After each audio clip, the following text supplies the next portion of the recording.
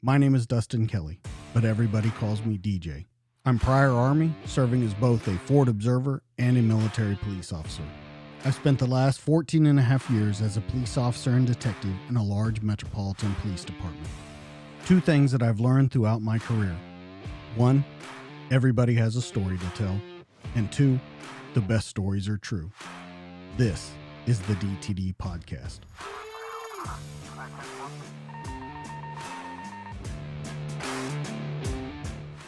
Hey guys, welcome back to the DTD Podcast. Tonight is a very special show. Not one, but two legends in the law enforcement community. I was introduced to these guys through Ralph Friedman in our conversation. The first, Bob Starkman. He's a man with 38 years in law enforcement, 25 of those being with U.S. Customs. His career has produced numbers such as 3,000 plus kilos of cocaine, 6 plus tons of marijuana, and $12 plus million in seized funds. He was the real deal Miami Vice, working during the volatile Cocaine Cowboy days. He's also a junior college basketball Hall of Fame coach. And the second legend tonight is Joe Pistone. You might know him better by his undercover name of Donnie Brasco. During a 6-year deep undercover investigation, Joe was able to infiltrate at least 2 of the Big 5 Mafia families. His investigations led to over 240 convictions, a devastating blow by any means to organized crime. His investigations also led to a $500,000 bounty being placed on his head. It's my pleasure and honor to welcome these guys into the studio. Welcome, gentlemen. Good morning. Good morning. Yeah, I'm glad we got this finally worked out and everything, and we're ready to go. So I've got a ton of questions for you guys. You both have had super interesting careers, and I want to see how they kind of mirror each other and how they're different from each other. So Bob, let's start with you. You always wanted to be in law enforcement. You went through it by a different route of corrections officer and different things like that. What was it that made you want to be in law enforcement? Well, it was a funny story. Besides going to we used to work out in the YMCA when I was playing college basketball. There was a lot of cops and firemen there, and we were in our early 20s, and just talking to them and hearing them and meeting with them, it sounded interesting. But my senior year in college, we were out in the Hampton Bays. A bunch of us rented a summer home, and I remember getting up one Sunday morning, and I was reading the color section of the New York Daily News, and there was an article about New York's most decorated detective. And I kind of read it. It kind of intrigued me and set me forth, going out and taking some police tests. Joe, how about you? What was it that put you into a career of law enforcement? Well, I always wanted to get into law enforcement. I figured I'd start out as be a police officer. When I was a senior in college, I took the exam, passed it, but then I found out when I had to go to the academy, I'd have to drop out of college. So I didn't want to, drop out of college in my senior year. So after college, I went into naval intelligence, spent several years there, and was actually recruited by the FBI and DEA, which back then DEA was a Bureau of Narcotics and Dangerous Drugs. I took the exam for both and got called first from the FBI. So, I figured if I'm going to go into law enforcement, might as well go into the best federal agency there was at the time. And so I took the acceptance to the FBI. Do you think that career in naval intelligence first helped you out in your law enforcement career and moreover in your undercover career? I think so. I mean, because I got I got the start as far as being a pretty good investigator by investigating a merit of crimes, murders, drugs, fugitives, counterintelligence. Because when you're in the either naval intelligence or Army CID or whatever, you're investigating every crime that's committed at a government facility or that involves a government employee. So yes, I did. And Bob, with you, you started out in corrections. It was you always aspired to be NYPD, but you started out in corrections, and there was something special about your class, only being in the academy for like 2 days and then being thrown into the fires of hell right away. What was it about that 2 days that kind of emboldened you in that career? Because even though that wasn't what you were looking for at the end of your career or what you aspired to be, you grabbed it with, by the horns and just embraced that job. Well, in the 70s, with all the layoffs in the city, with the fiscal problems, I would take every exam possible that, was given. So state correction called me first. I actually got called a couple months before I accepted the position there. You had a strike, and there was no way I was going to be a scab and, go take a job where I have to work with guys that are out, you know, basically looking to get a better environment for them to work at. So a few months later, I believe it was July of 80, I got called, and the letter basically said, report to the State Academy in Albany, whatever it was, Thursday morning, Wednesday, and we were there for 2 days. And that Friday, drove home from Albany, and Monday morning, I had to report to Greenhaven State Prison. So we were known as the 2 day wonders. 2 days in the academy, I said, fed right to the wolves. And the experience there was unbelievable. So the question to that would be, when you go through that and you're thrown right in after 2 days, it's a little different than today's. You have to go through background, and it takes 6, 7 months to get on the job, and then you're in the academy another 6 to 9 months. There's so much done. Do you think that helped you or hurt you by giving you kind of that crash course and throwing you right in, because you're in with guys that have already been convicted of their crimes, are true criminals, and are bettering their game while they're in prison? Do you think that helped or hindered you by doing that crash course? Well, it definitely helped. Prior to getting hired, I was a bouncer in a bar, so I guess that was my prerequisite. But going in, times are different now. 40 something years ago, it was a different job, like any law enforcement job was. But you actually learn the job, and I think the best part was it kind of makes or breaks you. You see what you're made of. Can you handle it? And in a jail, you're learning. It's a different basic. You're in their city. When I say the city, with the inmates around you, you learn real fast. And I think it helped me. And then a few months later, we went back to the academy, and which was really easy because here we are, in a maximum security prison. Well, I want to talk about, you just said that it's different in any law enforcement career now than it was back then. I wanted to point out something that happened late last night, early this morning. 5 Phoenix police officers were shot early this morning. And I'm not sure if the standoff is still going on, but what had happened was a man barricaded himself in the house. As the first responding officer approached, he took gunfire, is in critical condition. They think he's going to recover. At some point in the standoff, there was a baby brought out. When officers went to rescue the baby and pull it, they came under fire, and all 4 were hit. A woman in the house was hit and is in critical condition. I say all that to say this. Of course, there were shootings back in your day. Do you think that we have become a lax society on criminals or on laws, and that we're seeing an exponential rise in shootings, harming of police officers, ambushes, different things like that? Is there one? Do you see that there's a difference? Do you think it's more dangerous now? Back then, is it the same? And then 2, on that, is there anything we can do to fix the situation? Better DAs? I don't know, but is there anything? So first, let's start out with the differences back then and today. Well, I think it's more dangerous today, definitely, and a lot of it. You hit one on the head. DAs, you got liberal DAs that don't believe in incarceration. I mean, how could you let somebody that beat somebody over the head with a bat out? How could there be no repercussions for them?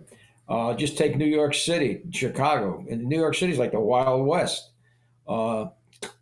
Stores are closing because they're losing so much money from just shoplifting. I mean, letting people out that push people onto the subway. Cops bring them to the station. They make an arrest, and the DA releases them. I mean, I don't know. You know, you got to get new DAs in there. You got to get DAs that believe in the system. You commit a crime, you get charged, you go to jail, and you know if you don't make the bail, you don't.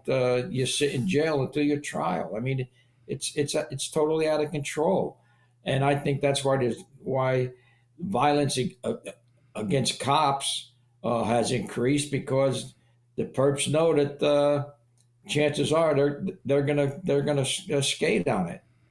Uh, I just we were watching. I was watching the news. I don't know. It was last night or this morning, and I think it's Illinois. In drive-by shootings, if the wrong person gets shot, they don't want to charge. They don't want to charge the shooter for murder.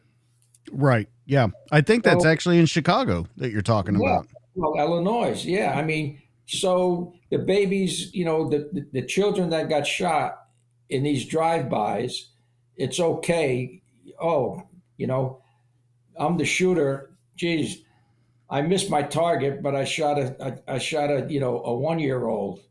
Well, that's all right. You know, I mean, it's totally out of control with these DAs, liberal DAs and liberal mayors. I mean, you know, the citizens got to you know they got to wake up and take more of an interest in what the hell's going on. Bob? Well, I think the fear factor has switched. I think, law enforcement cops and they're more fearful of getting in trouble for doing their job, while the bad guys know there's no fear because nothing's going to happen to them. You know, it's just the way it's revolved. It's just that, we could walk down a tier and, to me, it's anywhere, whether you're playing basketball, whether you're outside in the street, don't put your hand on somebody unless you expect to get hit back. And when you can't defend yourself. Now, listen, all of these politicians, I'm sick of hearing, about the police brutality, this, that. Listen, for every one bad guy, there's 5,000 good guys. And the problem is that these politicians do not live in the areas or even in the city which they represent. And until something happens to them, they have no fear because they don't live there. They have their bodyguards. They have their police protection. The average citizen does not. Yeah, it's kind of ironic that the politicians that call for defunding the police, they all got their security though around them. Yeah. They ought to, Yeah. they ought to do away with their security. Yeah. And I think it was brought up by Bob, not to interrupt, but I think it was brought up by Bob, a good point where criminals aren't scared of the prosecution. Police are more scared of doing their job. And I think there's been, once again, an exponential rise in charging police officers. Dallas yesterday just charged 2 police officers during the riots that happened with aggravated assault with a deadly weapon and official oppression. Without a grand jury. They went directly to charging them. And I completely agree. What they charge the rioters with? Nothing. There was hardly any arrests. There were arrests made, but then charges were dropped for a bunch of different reasons, they said. But it seemed more to me whenever you talk about the different cities that happen around Seattle, Minneapolis, Chicago, where cities were burning, it seemed more that governments and people in power wanted to show that they were with the people than that they were with the people that were protecting the people. Right. Well, what about the I forget what city it was, but during the riots, one of the rioters set fire to a building, and an innocent person in the building died, got burnt to death. But they're not going to charge the individual that set the fire with murder because he did it during a protest. I mean, how ridiculous is that? Do you think, and I want to ask about you guys' past on it, do you think, and it's going to sound crazy, but do you think criminals had more of a code when you guys were working than they do now? Do you think it's just anything and everything, or was there a code? And especially like with you, Joe, working with inside the mafia, was there an ethics? Was there a code? As crazy as that may sound, was it a different time for even criminals back then? Well, I think so. I mean, my expertise is the mafia, but the Italian mafia. But yeah, they had a code. People that they killed or whacked, or however you want to, whatever term you want to use, were individuals that were associated with them.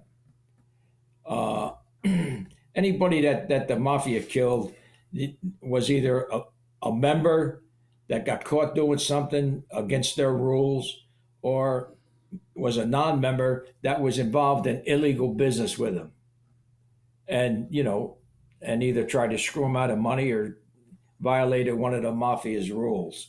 Uh, they didn't go in and just shoot up a place. If they were looking for me and I'm in a restaurant, they wouldn't go in a restaurant and shoot the whole restaurant up to get to me. So to answer your question, yeah, I think they do have a code. They did have a code, and I still think the mafia still does have that type of that type of code. Um, and today you got let's face it, drugs are crazy. Um, and that's another thing too. Not many mob guys were drug addicts, because the mafia would kill them. They may be involved in in distribution and selling, but there weren't many addicts. Uh, so Same to you, Bob, because although you guys work mainly both of you in organized criminal activity, you were working with a different set of people, people importing drugs, people that were coming from other countries. Same question to you, though. Was there a code back then? Was it all out war? Was it the Wild West? Compare it to today's times.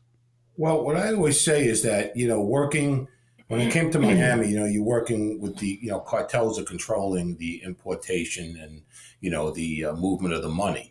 But it's like a business the way they have it set up. Now, don't get me wrong, they're dangerous. But for instance, there may be a guy watching a stash house, one guy's watching a load, one guy may be involved with the transportation. I compare that when you're dealing with a street guy that's selling, maybe 5 nickel bags, who's probably a junkie or high, that's his livelihood. So you may have more of a problem with that guy with the $20 worth of crack or, coke than a guy with a ton of coke. Now, there was violence always, but I think there was more of a kind of like a separation, you know what I mean? Like a street level guy and then dealing with an organization. They were all dangerous. But again, the guys watching the houses or, the loads that we got coming in on boats, they weren't usually high. Then again, a guy in the street or maybe the recipients of part of these loads were. So to answer the question, I think it varies, like more organizational isn't as dangerous, yet they are dangerous, don't get me wrong, compared to a guy, let's say a cop making an undercover buy for 5 nickel bags. Now, 5 kilos, that's another story and above. So I guess what you're saying is as you go up, it's more of a business than a livelihood. Right. But then again, the other problem is I've seen on numerous occasions where, we hit a house and we seized money or dope and, sometimes they would cooperate, sometimes they weren't. And sometimes these guys were never heard from again. Right. When they lost the load, they kind of took care of their own. But then again, like I said, on the flip side of the coin, there's been shootings, there's been guns drawn, you know what I mean? It varies. But I just think it all depends on the individual and maybe the organization where, some Colombians might be different from, let's say, a Jamaican organization or, but I know the South Americans kind of have their own little code. Well, in doing cop work, doing law enforcement work, I believe that our greatest weapon is our mind and being able to talk to people. And that's what's always interested me from reading your book, Bob, listening to to stuff that you've done in the past, looking at your book, Joe, you've always been able to talk to criminals. Now, there is a very big distinction between the two. Bob, you have always been a quote unquote cop. Joe, on the other hand, has been a bad guy and a cop. Now, the way I want to talk about it is, Bob, starting with you, being able to talk, and you talked about it when you worked in the prison, when you worked in the jail, and then being able to work informants and people when you worked with customs. How important was it, and how did you learn how to talk to people being a cop, but being able to control the criminal element with no physical action? Well, I think also part of it starts with my upbringing. Growing up in New York, I think a lot of it has to do with my personality. But I tell everybody, and I believe the LA sheriffs used to put guys before they went out on the road. I believe they had to work in jail for a year or two. Now, when you're in jail, and I'll use Greenhaven as an example. I believe we had 1,900 plus inmates. Every one of them is in there for, they only got caught for one charge, maybe two. But you're dealing with multiple personalities on each person. You're in their city. You're in there. It's you and them. There's nothing else out there. So you learn about body lingo. You learn, just the way they speak. I said by body movements, I meant their lingo, the way they speak.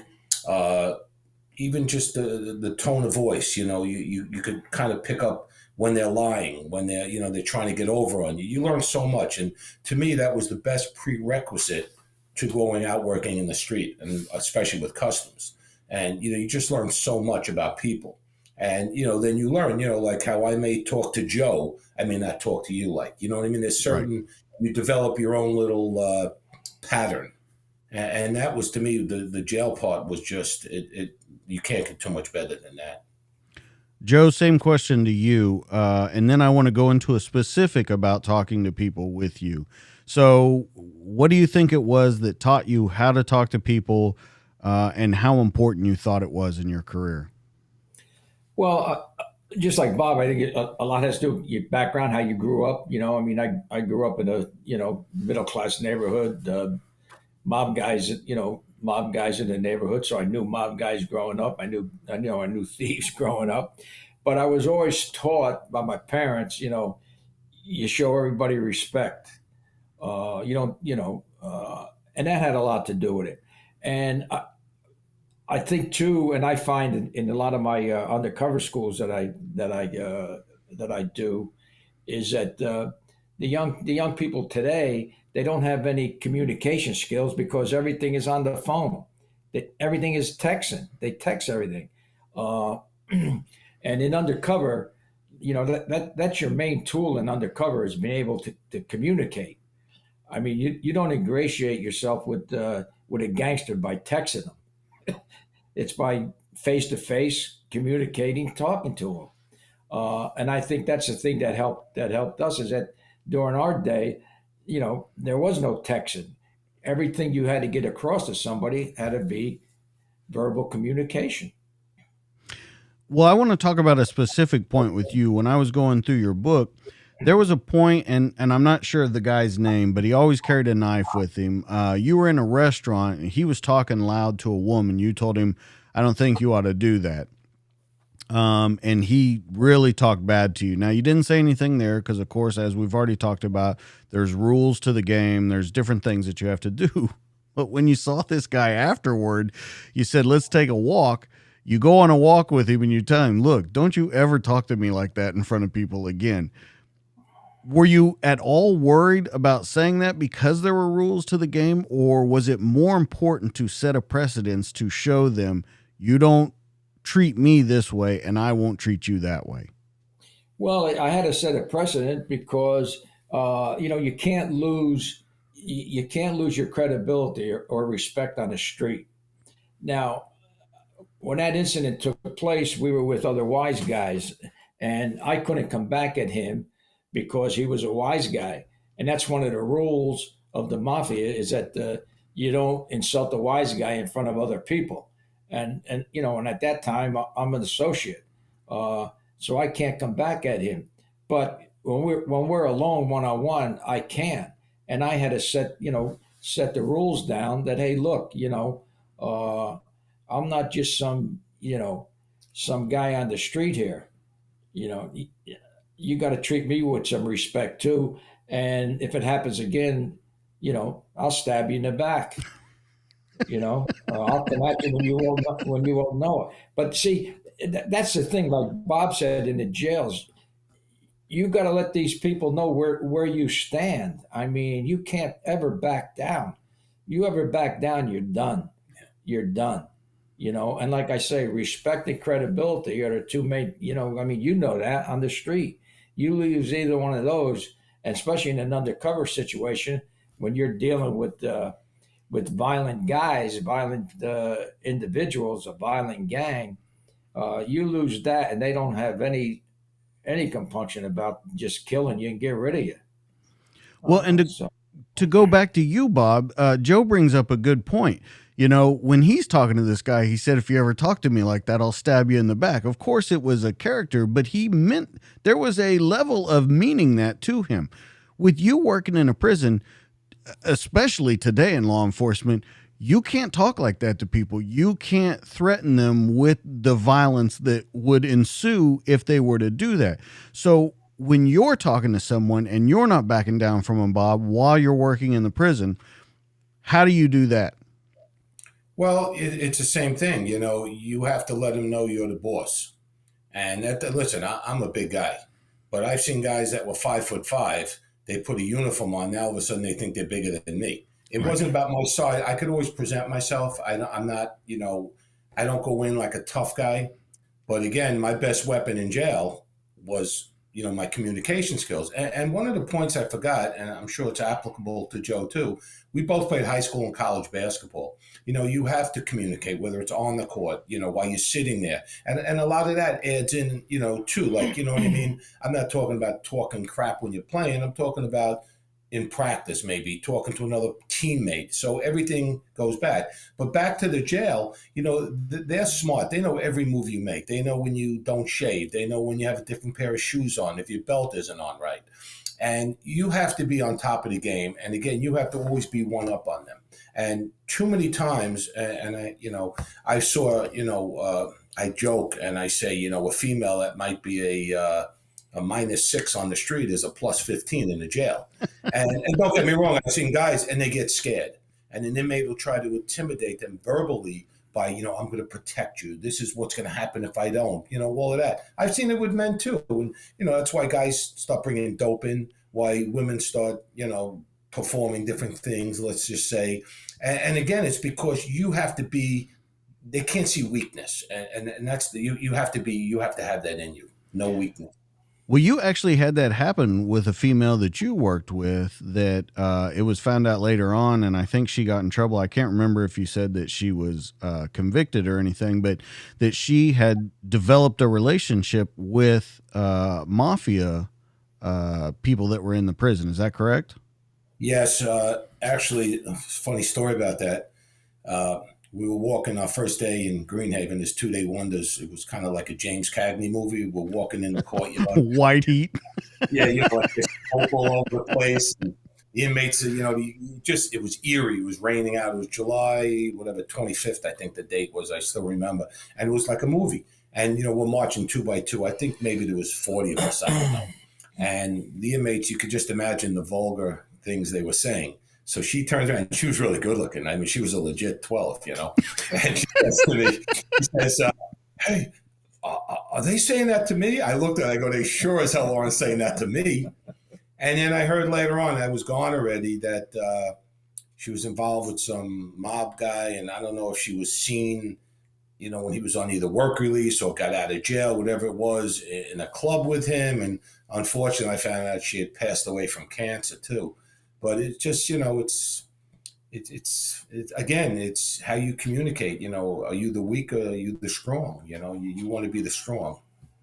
Well, I think it's a good point that you brought up about the shaving and shoes, because I don't think people that aren't in law enforcement realize how much attention that real criminals or real people from the street pay attention to that. I know when I was in uniform and you have your beat, criminals would know what days you worked, what hours you worked, if you were there on a day that you weren't supposed to be, if you were working like a special shift or something, they would always ask, what are you doing here? You're not supposed to be here. They would know what guys were coming on after you, and they knew when they could move around and when they couldn't. And I don't think that the general public understands how close attention that they pay to everything going on around them. And it's a good point that you bring up, that they even notice things like, hey, you didn't shave. Hey, you didn't, Well, on that note, when I got called to be a city correction officer, we're on Rikers Island, in training. And, they're marching you through. And, you have your, whatever you call them, like the, Class B uniforms, whatever they're called, I forgot.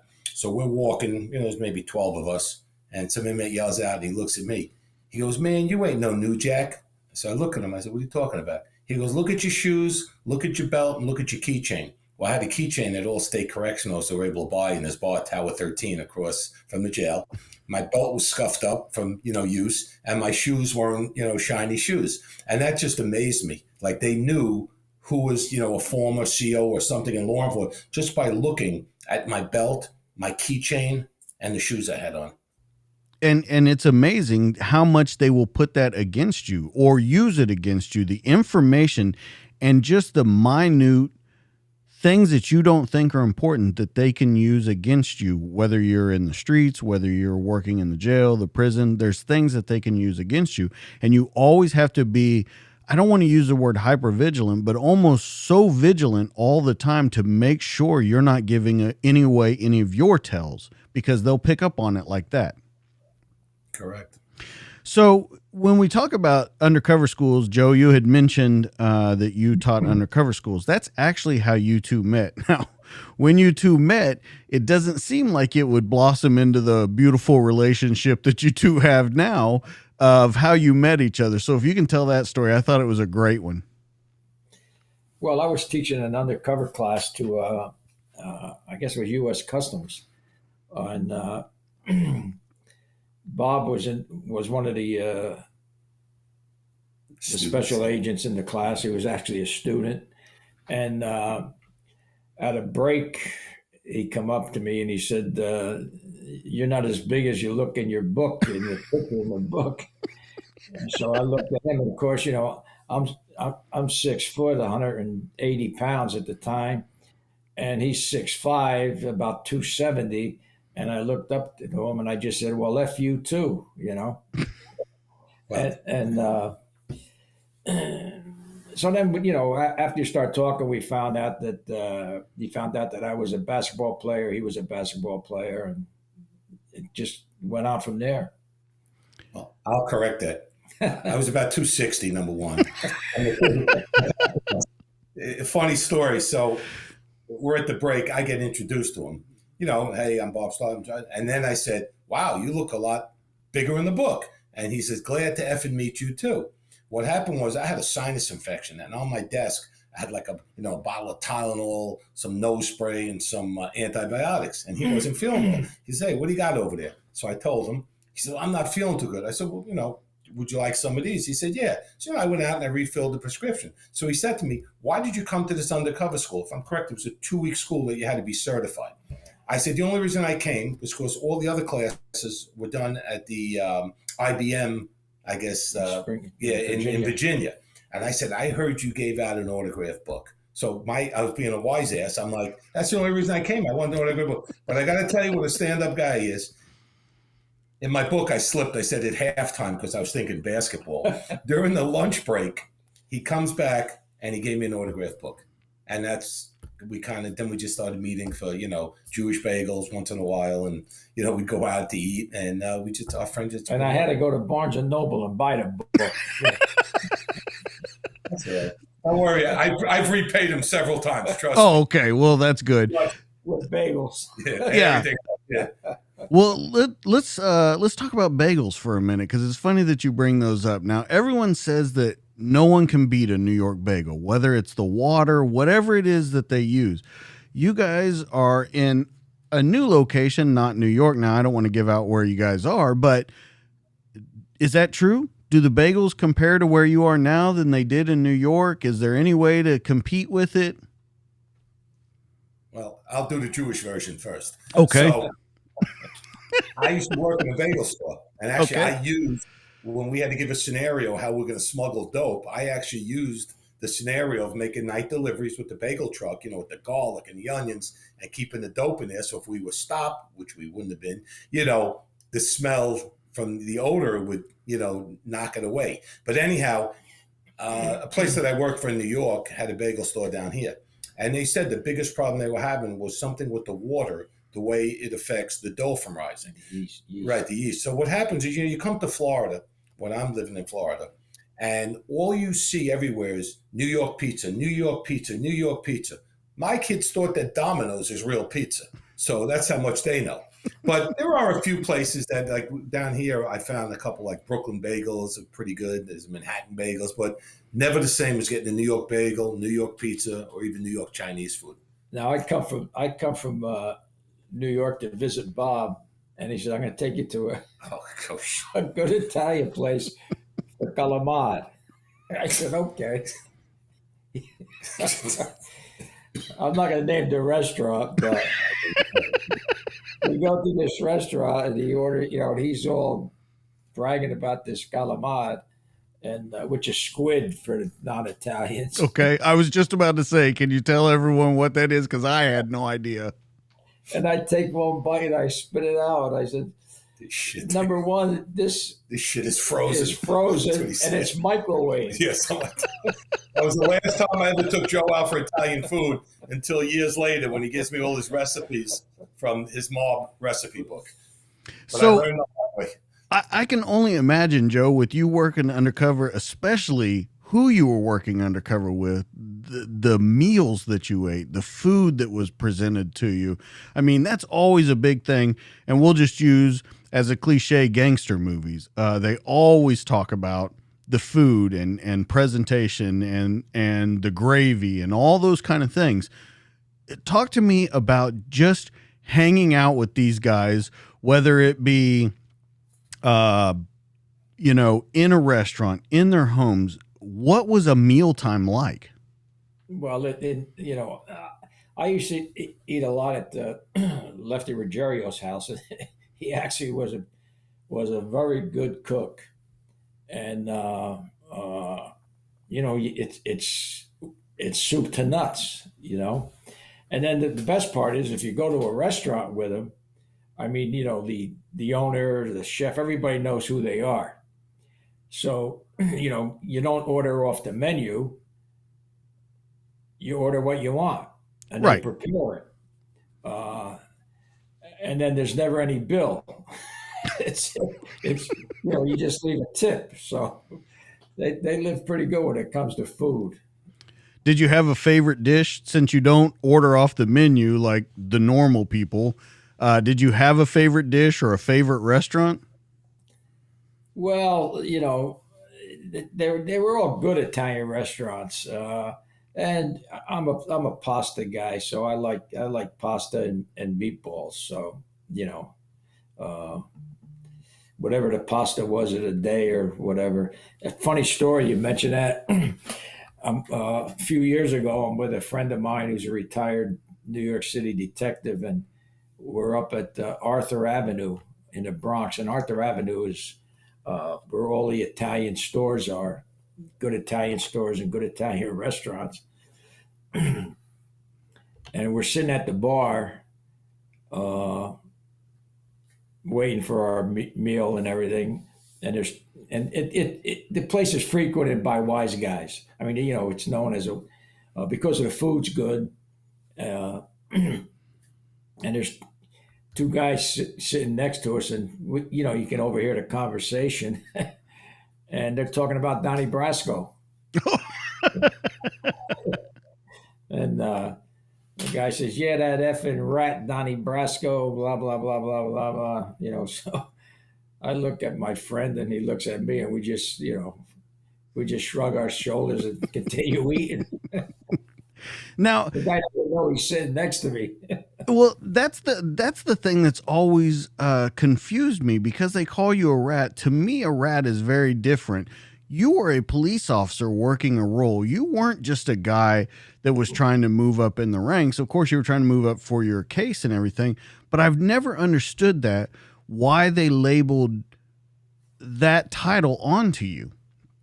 Well, from what I think because I really, in their mind, I became one of them because I broke bread with them. I spent time at their houses. I went to weddings. Uh, I got to know their wives, their kids. So during the 6 years, they really thought I was one of them. In fact, I was at one of the trials, and I get off the witness stand, and I'm walking by the defense table, and one of the defendants was actually a high-ranking member. He was a capo uh, in the Bonanno family. And as I'm walking by him, he calls me Donnie. Now this is like maybe 2 years after the operation's over, and I've been testifying in all these trials. He says, Donnie, how could you do that? You're one of us. So, Was there ever a conflict in your head? I mean, this was not a normal, like we talked about in the very beginning, where you have an undercover detective maybe buying 5 nickel bags or whatever it may be. That's a very short-term investigation. Your investigation started to be only 6 months, but it took you 6 months to actually even start getting introduced to people. It ended up being 6 years. Is there ever conflict in your mind, or is there ever sorrow? I don't want to say regret or anything like that. When you see the dominoes actually start falling, do you ever look back and go, I really like that guy as a person, I had to take him down? Is there ever a conflict in your head about that kind of stuff? no, I mean, I didn't want to see guys get whacked, get killed over me, which several of them did. But that's not my problem. I mean, they entered a life knowing what the life is. Uh, Absolutely. they made a choice, to enter that life. They made a choice to be gangsters. I didn't. I didn't turn them into gangsters. They were gangsters before they met me. They were gangsters during the time they met me, and they were gangsters after they met me. Uh, so as far as sending anybody to jail, I had no regrets on that. Uh, Again, I didn't want to see anybody get killed, but Absolutely. hey, that's the life. That's the life that they chose, and they know that there are certain rules in that life that'll get you killed, and uh, that's one of them. You don't get involved with the police. You don't talk to you don't be an informer, and you don't vouch for somebody who turns out to be bad. So, but no, I sleep pretty good at night. Bob, same kind of question to you, a little different, not necessarily working undercover and being in relationships, but building all the stuff that you built. You had to have longtime informants. Was there ever time where with an informant, uh, you didn't feel sorry for them, but you felt bad because maybe they were a good guy giving you good information. They were just kind of a piece of shit in general. Was there ever anything like that? Well, I think the general public has a misconception on informants. To me, there's certain types of informants. You have the ones that are just flat out bad guys. Maybe Right. they got locked up and they're trying to work a deal. You got another one that's going to probably give up his competitor, especially at the level we were dealing with money laundering and the drugs here. Absolutely. You got the third one, which is more, you have like some professional people who are really good. They know a lot of information. It's kind of like, it's like they're cop buffs. And I was very fortunate. I had two very good sources. That one was actually in Colombia moving money, and the other one was working here doing the pickups. And both of them were, they were, when I say decent people, they weren't bad people. They were family people, and my big success came from these two, especially, in the money laundering and the drug field. I've had other ones that were just dirtbags that, were trying to work something off. Right. And, a lot, the good thing was the government paid very well. So the ones that were working, they're kind of like mercenaries, and they weren't doing anything wrong. I was very fortunate. I was able to protect them for numerous years.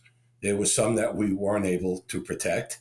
And again, I think it's like what Joe said, like when you're bad, you choose that life. Now, are you going to be the one that, I had a guy that worked for me, actually just passed away recently. He was like a cop buff. And at one point, they wanted to make him an agent. He was perfect, spoke 3 different languages. He just loved what he did. And he probably made more money working as he would say, a contractor for the U.S. government than actually being an agent. So it varies, but I don't feel bad for people that do wrong. Especially, like I said, I worked in jail, and they used to say, if their lips are moving, they're lying. So when they chose that. Absolutely. Let's talk about working as a team and working in solitude. This is where you two kind of differ very much in careers. Bob, you were very focused on teamwork, and you made a point of it in your book a lot, where you talk about just because you guys were fed, you couldn't work with local agents. A lot of guys didn't like working with local agencies and different things like that. You always made sure that you included everyone in, because you felt that the rewards could be way bigger by including everyone in. Joe, on the flip of that coin, though, you're pretty much in solitude for 6 years. You have a team, but are they really around? Are they close cover? No, not for what you were doing. So can we talk about the differences, starting with Bob, with working as a team, and then Joe working solitude doing the same kind of job? Well, when I got assigned to Operation Greenback, and even previously to that, working in the FIS team, which was Freighter Intelligence Surveillance Team, I relate it to basketball. You're only as good as the people around you. Whether it's basketball, you need 5 guys, all, like I say, one fist. So what I did was I was able to, when I was in Operation Greenback, I was able to get the Broward Sheriff's Office to work with us. And I worked very closely with Bert Fashad. I mean, he did a lot of undercover work for us. I got the Metro-Dade Police, which had Tommy O'Keefe. That was a great cop. Got them involved. So we had Dade County, Broward County. We already had U.S. Border Patrol there, because to me, they were the real police of the Immigration Service back then, Steve Peluso. And then we had Coral Gables with Wayne Harris, and his troops. I worked for a great boss, Wayne Roberts, Marine vet. He was just unbelievable. And what we learned from him, we were able to just put it all together, working together. It was different. We're surveilling.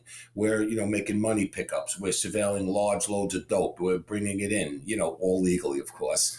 And the team effort to me was so important. And again, it helped me in both careers, basketball coaching and definitely working. And, I always attribute things. It's not me, me, me, me. A lot of the guys have a big ego. Everything was me. Was we. It was always all of us. And that's the way I always felt. I think that's what led to the success. And I think also when you have good supervisors, I was fortunate. I had like really 3 or 4 great supervisors. Like I mentioned, Wayne Roberts, I had Woody Kirk, Toby Roach, and I had a guy that I worked with as an agent that became a supervisor, Lorenzo Toledo. And when you work with guys that are on the same page with you and they enjoy what they're doing and they do it the right way, your job is easier. And again, my situation was much different than Joe's. Joe? Well, yeah, I like to work alone in undercover cases, because you only worry about yourself. And in undercover, there's only one person that's going to save your life, and that's you. Everybody else comes in later. I mean, if you're in a room and you got the HRT or SWAT team in the next room, by the time you're dead or shot, that's when they come through the door. So but I worked with great undercovers, and like on my case, I introduced undercovers to mob guys. They had undercover cases already going, and they wanted to, juice them up. So I brought in my mob guys, and then, I told the undercover, look, once I make the introduction, you get accepted by the guys, then it's your case, Uh, I'm here to help you, but it's your case.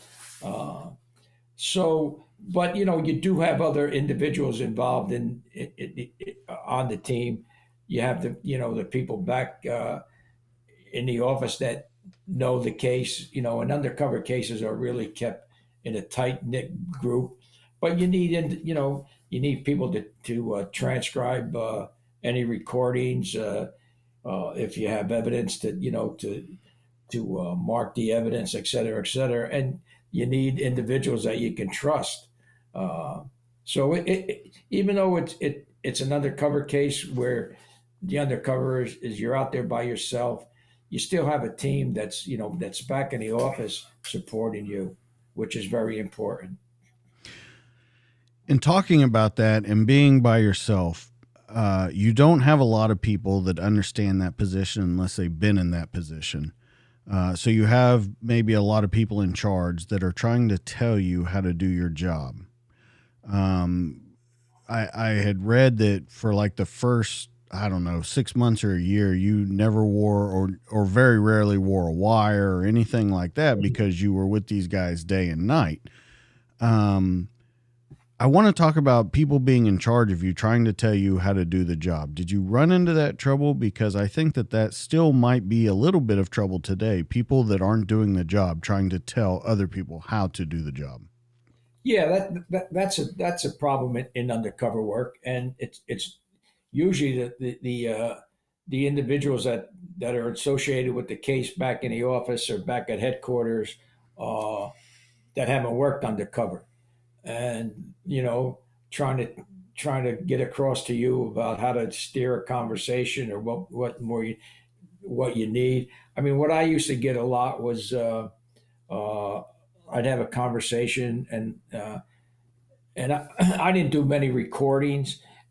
My conversations with bad guys were regurgitated to uh, my contact agent, and then he would reduce it to paper, and then you know somebody at headquarters would read the conversation, and then and they wouldn't read it till 3 weeks, a month later, and then they want you to go back and revisit that conversation. And I said, there's no way you can, you can't do that. You know, I can't go revisit a conversation that I had a month ago that's past and gone and has nothing to do with the present day, what I'm doing present day. So you get that, you get that a lot. Uh, Today, I was lucky, during my day that uh, I had real street agents running, undercover operations. And what I mean by that are agents that had were were around. They were street guys. Now they may be supervisors, but they were still great street agents. Uh, Today, unfortunately, from what I understand, you might have somebody that never worked undercover, uh, running cases, uh, and there's too much of a tight rein on the undercovers. So I don't know that in today's world that I would even venture to go into undercover. To be honest with you, with all the restrictions and range that they have on the undercover agent. So, but yeah, it's tougher today. And another reason why it's tougher today to work undercover is because of the social media, internet. Building a background for the agent, for the undercover. I mean, that's the biggest part of undercover. Having a good background, who you were, where you came from, and today it's kind of tough with social media. Yeah, you almost have to build two stories. One that you remember in your head and one that very closely relates it in social media, which sometimes is two very hard worlds to collide together. Now, you were telling me, Joe, that you actually got a supervisor when we're talking about people trying to tell you how to do your job to buy you a suit on one of your operations. He was trying to tell you what to do. You told him, I don't want to dress like that unless you're going to buy me a suit. So he bought you a suit. Can you tell that story? Yeah, I was doing an undercover case overseas, uh, and I knew that, I had worked with the undercover squad before. I had never worked with this one supervisor. He wasn't in the undercover uh, division of this particular police department, but he was a supervisor on a case, and they brought me over to be their mafia contact in the U.S. that was going to provide the money for the commodities. And when I first met the individual, he seemed like a nice enough guy. He's telling me about the case and everything. And he said, "What are you going to wear to the meeting?" I said, "Well, I got slacks. I got nice slacks. I got a shirt. I got a tie, and I got a sport coat." He said, "Oh no, you got to wear a suit because these guys wear suits." I said, "Well, I'm not these guys. I mean, I'm not. I'm a New York, a New York wise guy. I wear what I want to wear." Well, no. This particular group of gangsters, they always wear suits. I said, "Well, I don't have a suit." I said, "You want to buy me one?" So he turns around, he goes into a safe and pulls out money and gives it to my counterpart, who and says, "Here, go buy him a suit." I said, "What am I going to do with the suit when I'm done?" He says, "Keep it. It's yours." I said, "All right." So we go to the store. I buy two suits. I give one to my partner. one, one to It's great when so, you're spending money that's not yours. yeah, well, if he wanted to buy me a suit, what the hell am I going to say? Uh, and So then he starts telling me about how I should talk to this individual. You have to defer to him. You can't insult them. You can't. And I say, "Look, I don't tell you how to run your crime squad here. Don't tell me how to conduct conversations in an undercover meet." I said, "It doesn't work that way." So we go to the meet, and it's set up in a big suite, and the suite next door, uh, the undercover team is in there uh, recording it, both audio and visual, recording it. So as we're going on with the conversation, this guy keeps interrupting me. So finally, I just says, "Hey, let me ask you a question. Why the f do your sentences always start in the middle of mine?" And it took him back a bit. He looks at me, and now he's like, "Oh, I'm sorry, Mr. Joe," because I was going by the name of Joe Marino at the time. He said, "I'm sorry, Mr. Joe. No disrespect." And it changed the whole course of the conversation. Now he's regurgitating everything that we wanted to get out of him. After the meeting, though, my counterpart that was, with that undercover unit, who was in the next room, he says, "I thought the supervisor was going to have a heart attack when you said that." But everything worked out good. I mean, we got more than what they originally thought they were going to get anyway. Bob, asking you, in your book, you talk about a lot of very good leaders that you had throughout your career, but you talk about a couple of bad ones and ones that kind of held a grudge against you and moved you around to places that they probably shouldn't have moved you around to. Can we talk about that story and kind of the background of it and how you kind of got on these guys' radar in the first place? Well, I never really understood. I know one guy was trying to do a friend of mine. He was an internal affairs agent, and I got called into the grand jury, and they threatened me. "We're going to charge you with 18 USC 1001 false statements." And I had an attorney there from FLIOA, which is the Federal Law Enforcement Officers Association, and she turned around and said, "My client's going to ruin your case." And I went in there and I told the truth, everything, and of course the case was over with. So I believe he held a grudge because he was a very vindictive guy. And then a couple years later, his buddy is our what they call a RAC, the resident agent in charge, and I'm assigned to the office there. I got put into a drug group, which I had about 20 years experience with, all young guys. And, I was kind of, by the way, I'm working for him, for the guy that went after my friend. And I was kind of treated like a little kid.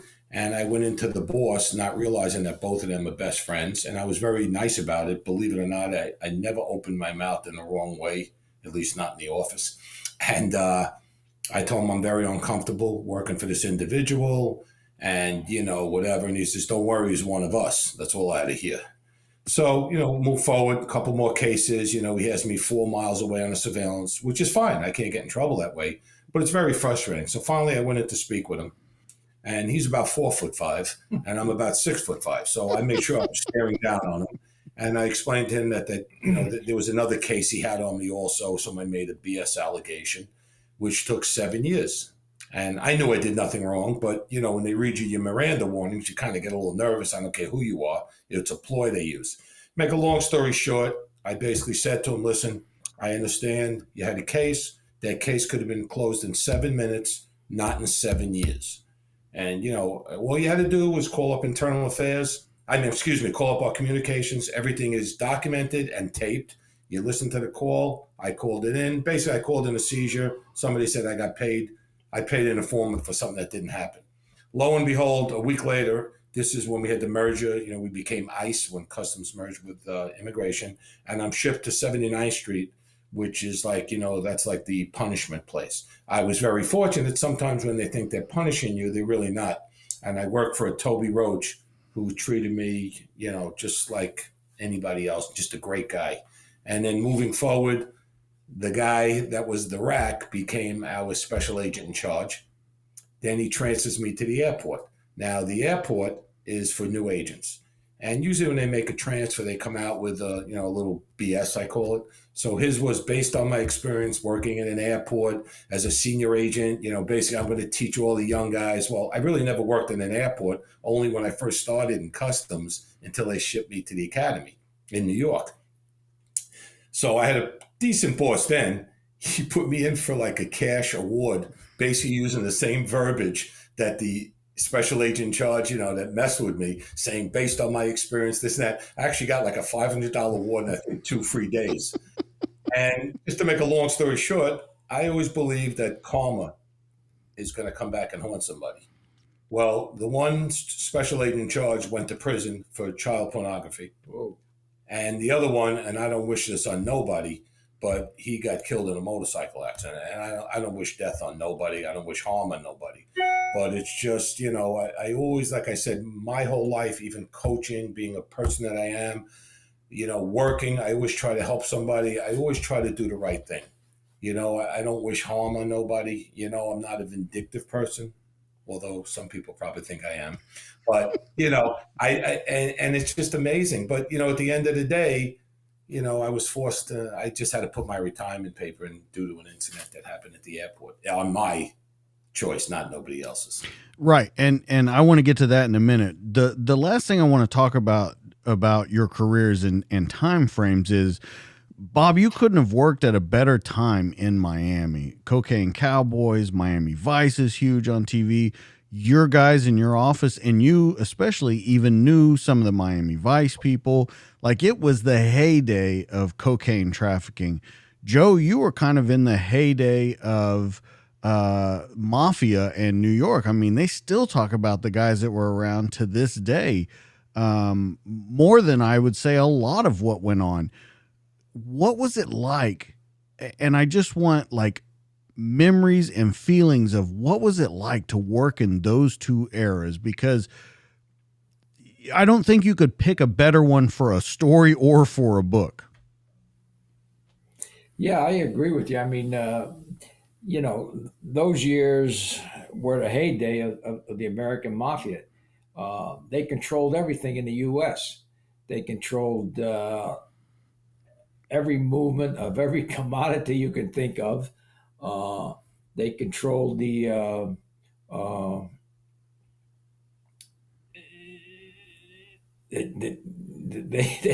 it's hard to explain, but they were the organization that controlled everything. There wasn't anything in the U.S. that moved that the mafia didn't have their stamp on it and didn't get a kickback from it, no matter what it was. no matter what it was. And that's not so much I mean, they had ins into the government, they had ins into law enforcement, they had ins into the judicial system, uh, they had ins into politicians. Uh, there wasn't anywhere that they couldn't reach and get something done. Um, that all ended, going into the mid '80s, when and I don't say, but from our case, that was the initial case that to me was a downfall of the mafia, uh, because now we start charging them with the RICO statute. When I say we, I'm talking about the FBI and other government agencies. Uh, we convict the bosses in the famous commission case where we charged all the mafia bosses. Brought down the Pizza Connection case, the biggest drug case in the history of the country. Uh, Finally formed a great alliance with the Italians to fight the mafia. Uh, so yeah, I mean it was the era, and then once those cases start falling and we start getting convictions, now the mafia, what I say, I'm talking about the American mafia now. It's just another organized crime group. Are they still involved in things? Yeah, but they don't control the country like they did during those years. Bob, same to you. Well, first of all, Joe does not like to brag. He's not like that. But to me, he's the Babe Ruth of law enforcement. He doesn't like to say that, but his case is the one that really broke up the mafia back then and changed it for good. The other thing I forgot on behalf of Joe and myself, we want to thank Ralph Friedman. We forgot to mention that for getting us on the show with you. So Absolutely. I'll get it out because I don't want to hear no crap from him when I speak to him later. So that's that. When I came down, I transferred here in 1985. We were on an undercover operation up in New York. It wasn't what I thought it would be. And I tell her about a very good friend I met in the academy, Bobby Benevente. He was a New Yorker working in Miami. He said, if you guys ever want to come to Florida, let me know. Well, I came down on the weekend with myself and Nick Jacobellis, and we were just watching the guys working, and the whole environment was so different. It was something I really wanted to do. We joke. My wife will always say, yeah, I watch Miami Vice, so I wanted to come here. But yeah, watching it kind of encouraged, it's like seeing the way it was. I decided to transfer here, and we were offered a deal. It was like getting a basketball scholarship. They paid our house hunting trip. They paid our first 60 days temporary quarters, closing fees on the house. The only problem was I never told my wife that I accepted a transfer. So hopefully she forgives me by now because things have worked out. She was pregnant with our first child. So, I came down here and it was just like heaven, when I remember my first day, it was like 85, about 105 degrees. We checked in, went to the hotel, went to the patrol office. I was a customs patrol officer at the time. Jim Larison and Val Jorge gives us a key to a car. They said, go to the range, qualify. I'll see you in a week. Learn Miami. I'm like, wow. And they had the trust in you, which was great. You don't see that. Can you imagine doing that now? Absolutely Guys, not. Yeah, right. Anyhow, I go to the range.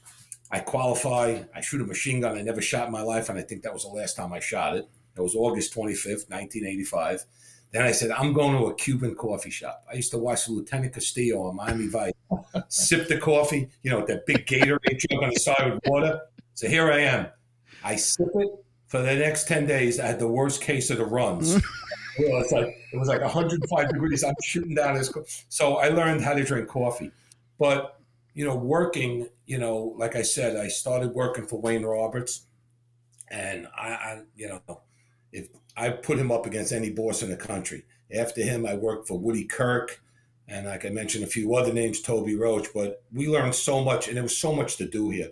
Like, I used to laugh, and, guys will still deny this, but if you couldn't make a case in Miami, you could walk over something. There was people that didn't. But again, we like to do it the team effort. Let's just say, when I first started, I didn't have any informants. You develop them. And, you just work and you work and you work. And it became fun. To me, it was like sports. You go up, go out, you lock a few guys up, you make a nice seizure. It's like winning a basketball game, not getting hurt. I didn't cheat in basketball. I didn't lie in court. And that's how I just had it that way up until my last night when I decided it was over.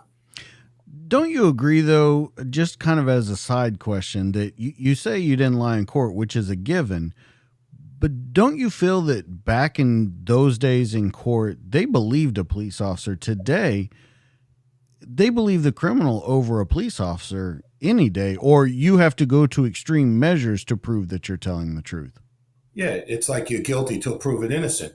But that's the same thing on social media. You could write, I see guys writing, I was an undercover narcotics guy. I was all city basketball. They couldn't even play in the Jewish Center League. And some of these guys weren't cops long enough to even be a detective, But it just, I don't know. It's like, I saw I saw something that had a picture of, what do you call them, a meme, a picture of Mike Tyson. And it said, everybody's a tough guy till you punch him in the face. And it's like, I don't know. It's sad that that's the way the world has revolved, like it's changed with, like, you're right. The bad guy is always innocent and the cop is innocent until proven guilty. So it's like, and that's the trend, listen, I had a guy in court tell me, you state your name, state your title, stand up. So I stand up. He goes, how tall are you? I'm 6'5". And this was before I met Joe. I was about 270. And I get up, I weigh 270. And he says to me, isn't it true you beat a confession out of my client?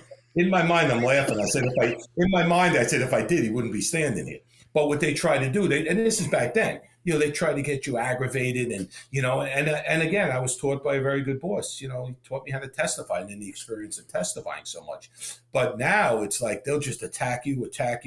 Hey, isn't it, in 1965, you called somebody this, you were in second grade or something, and it's like, it's horrible. It's like, I don't know how anyone could be a cop now or any type of position. It's great that you bring that up, because I want to talk about the end of your careers. End of your undercover operation, Joe, not the end of your career, but I want to tie it into kind of Bob's end of his career. Now, neither one of you have ever strayed away from a fight, never been able to go into the fray. And both of you were a very hands-on officer, detective, special agent.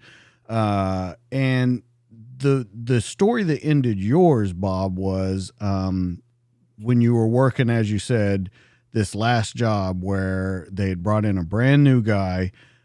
You didn't feel that it was safe to do the things. And I'm very much paraphrasing the story because I want you to tell it. But it is the thing that made you decide, I have to step away from this. And then in kind of contrast, Joe, we're going to talk about what was asked of you and why the operation was kind of ended. So, Bob, if you'll start. Well, I remember it was when I was assigned to the airport, the inspectors had made a seizure of 2 kilos of heroin. Now, usually they turn it over to the agents to do what they call a controlled delivery. You try to deliver it to the recipient, providing the courier cooperates. This one was cooperating. But time is of the essence when you're doing a controlled delivery, because they'll have spotters inside the airport, waiting for the person to come out. They'll do just so many things. They'll even have a guy sitting there with a pair of red socks, with a pair of green socks. And they'll, like, let's say they're going to walk over to an inspector. If it's coming through a suitcase, he'll cross his leg red, like, don't go there. Like, they're watching, like we spoke about earlier, they watch every move. Anyhow, we go ahead and we're going to deliver the heroin, excuse me. There was really no briefing. Usually you have a briefing, take down, even the local hospital. It was very minimal what they did. They put a new agent to be the lead agent on the case. We were meeting outside of a Denny's outside on 36th Street, right outside the airport. And it was late at night. It was after 12. And at the time, I was still driving a Grand Marquis, which does not fit in a drug surveillance. I worked at the FBI for 5 years, so they gave me like Kojak's car, so it was pretty good. So I'm with a former immigration agent, And I said, we're going to park next door in the McDonald's because our car will be spotted in a second. So, you don't hear nothing. There wasn't really, we didn't know who was out there with us for the most part. And it was basically, it wasn't good. And I had a bad feeling. All of a sudden, we see a car come into the parking lot. Now, McDonald's is closed at this time, and his lights are off. So I said to the guy I'm with, I said, that's the bad guy. He says, how do you know? I said, I'm telling you, that's him. He said, why do you say that? I said, well, I know a lot of bad guys. What they'll do is they'll drive through a lot with their lights off, and if a cop is in there, they'll flash him or they'll tell him to put his lights on, and then they know, that was my feeling. Sure enough, 2 seconds later, pulls in front of the Denny's. And remind you, the access is less than a quarter of a mile to get onto the highway, and you're free. So all of a sudden I hear, okay, the guy's here. Oh, he's leaving. He got in the car. So first of all, he's getting in the car with the 2 kilos. They didn't even break it down. Supposed to break it down with sham. You leave enough in there for evidence. And what do? I pull around. I box the guy in. Your adrenaline's flowing. It probably seemed like 4 hours, and it probably was 30 seconds. I tell the guy I'm with, you get the passenger, I'm getting the driver. As I get out, now I have a rain jacket on, I have a vest on, I have my gun out. The guy's revving his engine. So my mind is thinking really quick. All of a sudden, I look up, I see a DE agent who was not at our little briefing pointing a machine gun at me. Other guys are surrounded with guns. I'm like, I just grabbed the guy, and I pulled him right through the window, put him on the ground, and in a nice way, I said, do not move. I'm too old for this, and I'm not going to die. And everything was arrested. We took care of it. And, the boss comes up to me and goes, oh, you sure showed those old guys what to do. The new guys, excuse me. I looked at them. That night, I drove home. Normally, it's a 35-minute ride home. It seemed like 7 hours. And I put my retirement papers in for the following January. I'm not going to die. I had enough time to leave. I had 25 years in already. So let me ask you, because you kind of said the answer there. What was it specifically about this incident? Because you had many other scrapes, and you talk about them through the book and things that had popped up, Murphy's Law kind of things.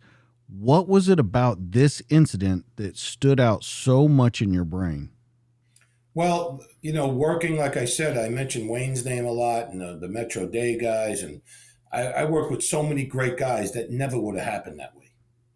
Tactically, we would have been ready. We would have had everything, in place. Now, not that anything could go wrong, but never like, the word wing it. The word wing it gets people killed. And I just felt, we were in some hairy situations before, but I knew who I was with. I knew the guys I was with.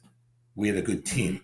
This was scary. And it was just like, it was over. I just said, this is wrong. I'm not going to get hurt. I didn't want to read in the paper the next day, have, agent. Well, I wouldn't have read it if I got killed, but if I was injured, hey, you could have had Joe write it. He wrote the forward for the book. You could have had Joe write it. My obituary. Yeah. That's really nice. But I just said, you know what? And my wife didn't understand it, but I think as time went on and she speaks to people, and our son-in-law is a cop right now, and, hearing the stories, and actually one of my closest friends and Joe's friend, my friend Miles' son, he's still working.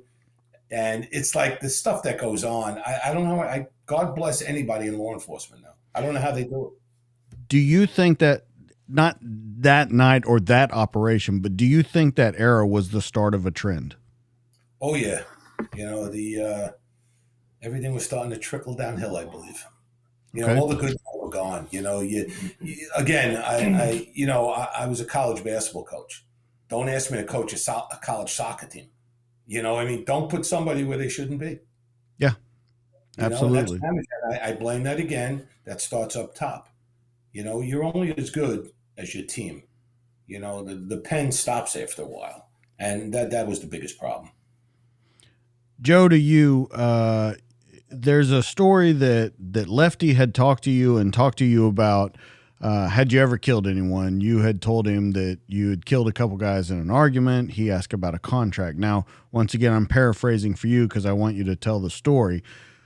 But ending up getting a contract is what ultimately, from what I understand, ended the operation. Can we talk about that a little bit? Because it wasn't the end of your career, but it was definitely the end of this 6 years of your life. Yeah, well, what happened was there was a war going on within the Bonanno family for control of the family. The boss was in jail, actually. Uh, and there was a fraction of the family that wasn't aligned with the boss of the family. I was with the faction that was aligned with the boss of the family. So at some point in time, the faction that I was aligned with set up a meeting with the three individuals that who were captains. That means that they headed up a crew in the family. Uh, Set up a meeting with them, and when they got to the meeting, they killed them.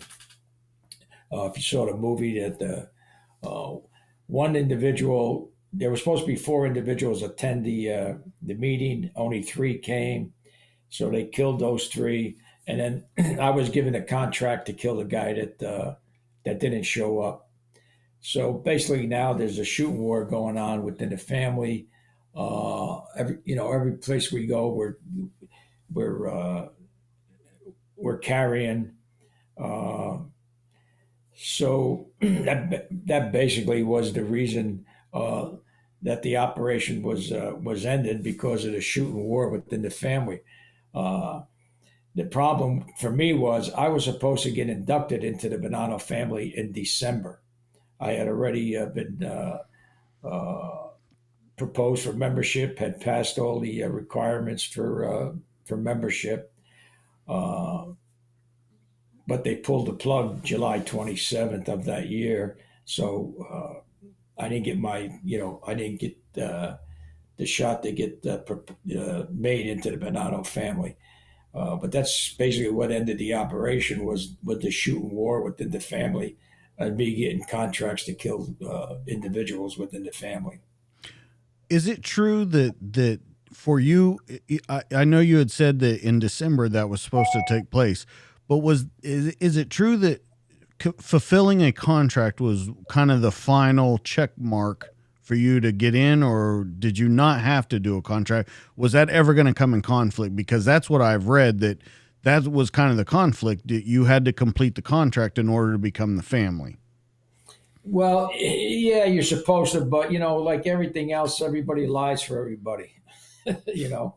And my capo was Sonny Black Napolitano, who was very powerful capo within the family. In fact, he was one of the street bosses running the faction of the family while the boss was in jail. Uh, so, I mean, I was never going to actually kill that guy. I mean, Of course. I couldn't do that. But we had a scenario where if the FBI found him, they would set up a hit, make it look like a hit, uh, and but that wasn't one of the requirements. I had already been proposed and past that situation where I had gotten the thumbs up from every captain in the family to become a member. So whether I had killed the guy prior to December didn't make any difference. Uh, but since there was a shooting war going on, that's one of the reasons why they pulled the plug on the operation. I want to read a quote from you after all this ended. You said, as I look at the ravaged state of New York's five families and its mafia commission today, I feel more than satisfied that my unfinished business is finally finished. Um, what are your thoughts on that? And then, Bob, I want to talk about your career and how you felt, if you were satisfied with what you had done, if there was more that you wanted to do. But let's start with you, Joe, talking about that. You're saying my unfinished business is done now. Talk about Yeah, your career. well, I mean, we set out what we accomplished to do. We brought the New York Mafia, basically, knocked it off its pedestal. Uh,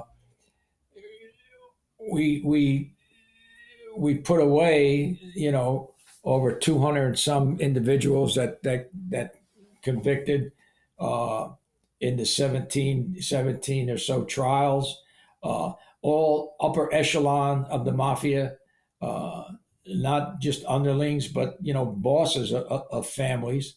So yeah, what we started out to do, even though it wasn't, the initial thought that we had in mind, uh, we brought it down. I mean, like I say, today the American Mafia is just another criminal organization.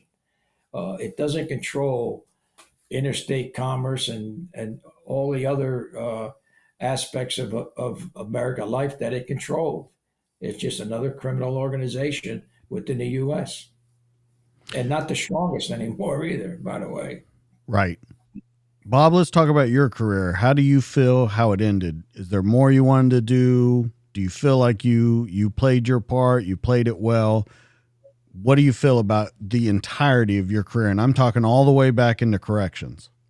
Well, I think things happen for a reason. Like I said, I always wanted to be a city cop, which I forgot to say was 3 days before I graduated the academy. I was on the phone with my wife, and she says to me, "NYPD just called you."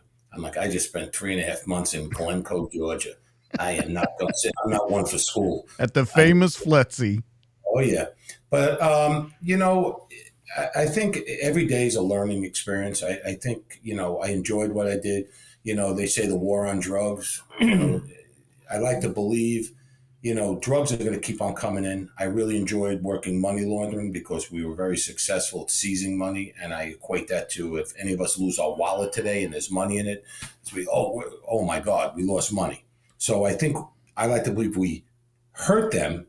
We're not going to stop them, but I think you know what I mean? Like it hurt, and that was a good feeling. Would I have done anything different? Probably not. I learned so much about people. Like you don't realize, like there's so many different types of people, and that helped me in my coaching career. There's some that do. There's some that say they do. There's some that are always going to be jealous of you. They're always going to have something to say, and then there's ones which I have such great friends that I'm still friends with. Joe and I have become friends. Over some wise ass comment I made to him, and I think that's the important thing in life, that you could look back, know what you did. And it's funny because when I wrote the book, I've been saying it for years. I'm going to write a book. I'm going to write a book. I would write things down. I didn't want to, I'd stop this and that. So my son, Rob, kept on pushing me. Oh, write it. So I started to write it over the pandemic when it first started. And the only one that I really asked for advice was Joe, because I didn't want anybody to know. So, I would show it to Joe, and he would always say to me, "Hey, listen, what he's telling me, don't take it the wrong way." And I'm not going to take it to a guy that wrote, 12 books, whatever. Yeah. So, we're just getting ready to talk about that. Yeah, it could be little things like, I use the word buddy too much, or I mention his name too much, or I mention some. And I did everything he asked, because I learned something. And in my book, I could say I've read a lot of books, law enforcement books. I always believe in the team concept. There's a lot of egos in both professions, law enforcement and basketball. And I like to give credit was due, and that's what I did in my book. One of my friends, Dennis Cavalier, retired sergeant, said, "If everybody buys a book that you mention the name, I'm going to have like 2,000. I'm going to have 2,000 books sold." But I just, that was to me writing the book, kind of, and I really didn't knock anybody. I don't want to be negative. I just want to think of the good. People have to be aware of some of the bad, but without really attacking somebody. And to me, it was a great experience. I could look back and have a smile on my face, and that's what it's about. Joe, I want to ask you, what was the thing that told you it's time to retire? Well, what happened was, and not to get into dirty laundry, putting it out there, but I had gotten into a situation with an SAC. I had 17 years on the job, and it just got to be too unbearable. So I quit after 17 years. And I must say, I'm the only FBI agent that ever quit on the telephone. I was on vacation, and it's like I say, not to air dirty laundry, and it's too long of a story. But one day, I just picked up the phone and called headquarters and told them I resigned. So I was out for like 3 years, and then was asked to come back. So I did.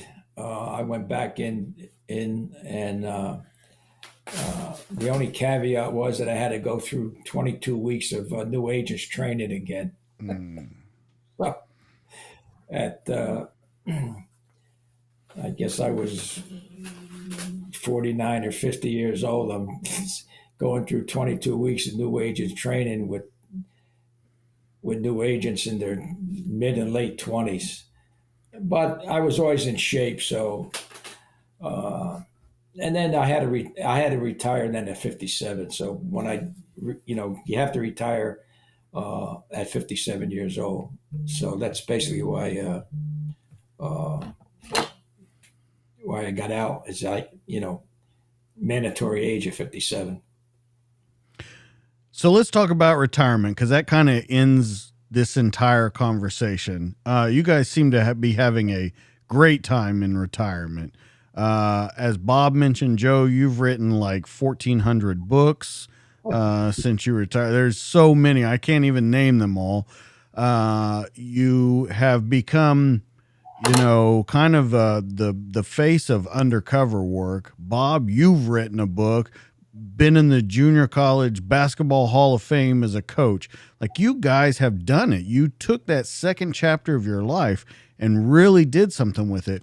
And that's a problem that we talk about on this show a lot, is that you see a lot of these guys that had these jobs, whether it be law enforcement, military, whatever, and they had this mission, this directive, this thing to strive for every day. And then they retire and they're dead within 4 months. They're dead within the first year. They become alcoholics or addicted to drugs or whatever it may be. You guys took the bull by the horns and really took that second chapter of your life and made something with it. The question to you both is, what was it that made you do that? Because a lot of guys just retire and that's it. You guys took off in a whole nother direction. Well, I think I was lucky in that people were after all my testimony, and I mean, I never thought that this case would have blown up like it did. I mean, it was the first case was national news all over the country, and all over the world actually.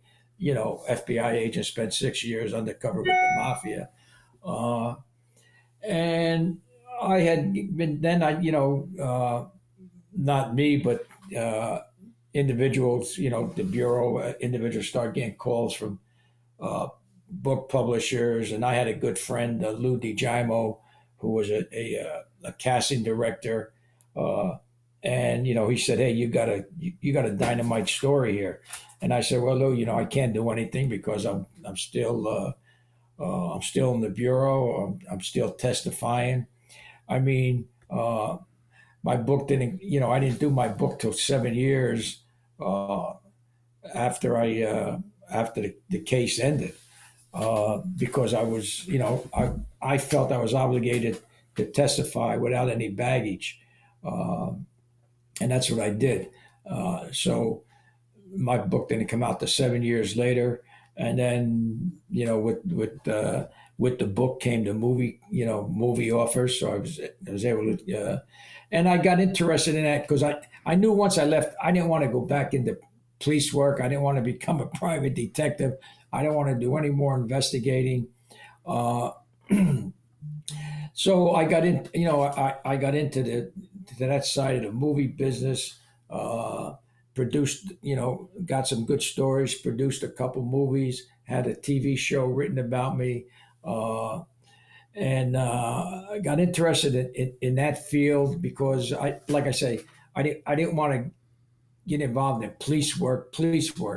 Uh, I started teaching undercover schools because I thought, well, I had a lot to impart, and it wasn't doing investigative work. I didn't want any part of that anymore, because that's all I ever done.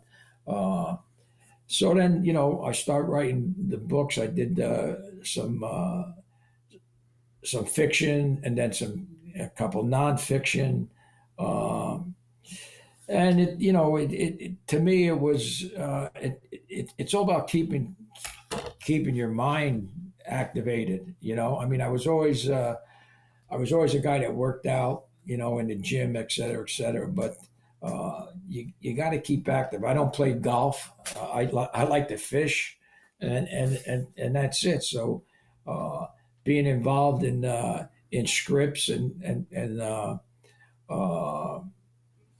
and the books, it keeps your mind. Again, it keeps your mind active, and I think that's the thing is you gotta keep active that way. Uh, if I may, I got a podcast. If I could mention that, Absolutely. it's Deep Cover, the real Donnie Brasco. Now there's several deep cover podcasts out there, but you got to go deep cover the real Donnie Brasco. I got two seasons in, finished the second season, and I'm also involved in another endeavor regarding podcasts called the Undercovers. And the first season is with my friend Eddie Follis, who is a retired DEA agent who did a lot of undercover work with DEA. And we just finished, I think I did 8 episodes with the Undercovers. And also involved in that as far as being on it with me is the actor Ed O'Neill and Ray Liotta.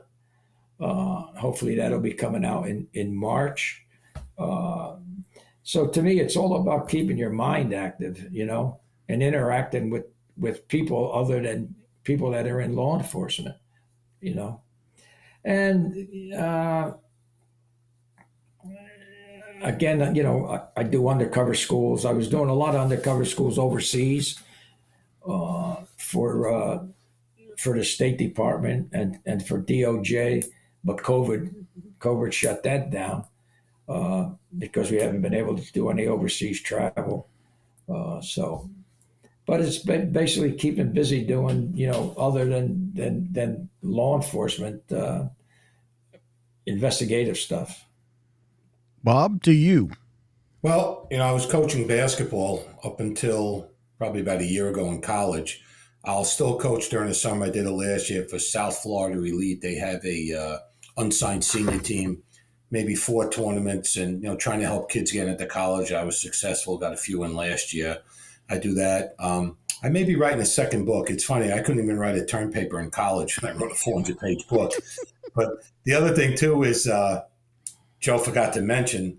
Once a week, twice a week, we have our coffee club, and we call it the OCCB, like in New York, they're the Organized Crime Control Bureau. Well, ours is called the Organized Coffee Club Boys. And we meet once a week. So it's funny, there's a lot of ex-cops. So we just sit there and we have a blast, and we've met a lot of new friends from there. And we try to do that once a week. So that's a lot of fun. But, now 2 of my grandkids, my daughter has, and her husband have the 2 kids here. So last night was soccer night. Last Saturday was baseball. Hopefully I'll get to see my other grandson in Atlanta, and I have another son that lives up in Orlando. So you try to keep busy with family, and I like going to the gym.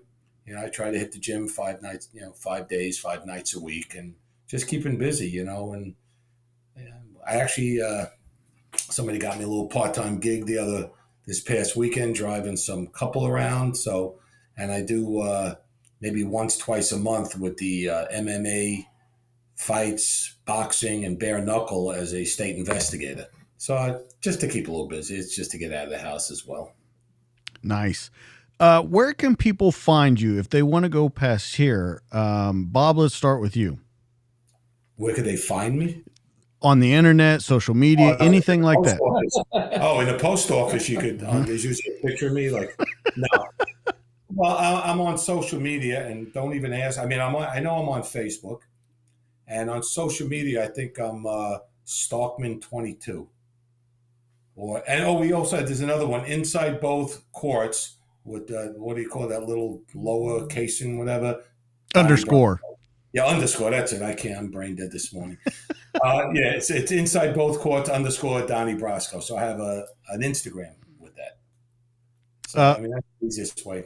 And I'll put all the links to that for you guys. Joe, anywhere people can find you other than the podcasts?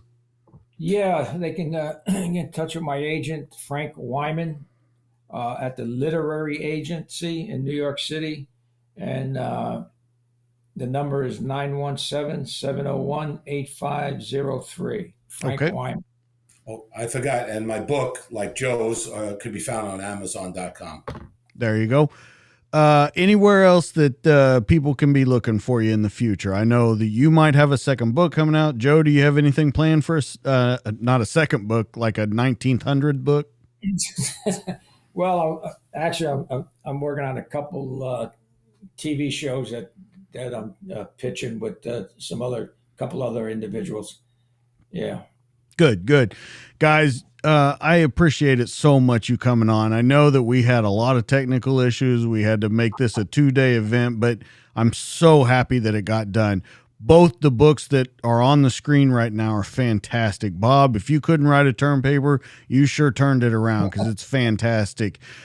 Joe, fantastic book on your life and really getting the inside feelings of everything out. If you want to check these guys out, I'll have all the links in the show. You can catch them on Instagram, Facebook. They've got a couple of projects coming out. Bob probably has a second book coming out. You can find both their books on Amazon. You can find them on Kindle, and I'll put links to them in the show. If you want more of me, you can find me on Instagram at the DTD_podcast. You can find me on Facebook at the DTD podcast, and you can find me on YouTube where all these conversations are in video form. You can see what the guys look like, what the books look like, and then we'll include a couple more pictures as we're talking so that you can see what we're talking about. Also, guys, check out our partners at Tier 1 Outdoors. They are a 501c3 corporation that takes special forces, law enforcement, and military personnel suffering from PTSD on hunting and fishing trips in order to work through that PTSD, and also Badass Boxes, where they are an organization, another 501c3, that sends care packages to special operators all over the world in the worst places so that they can get a little feeling of back home.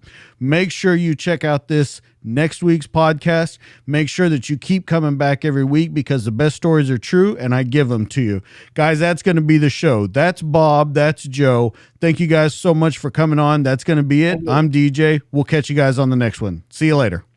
Thank you. Thank you.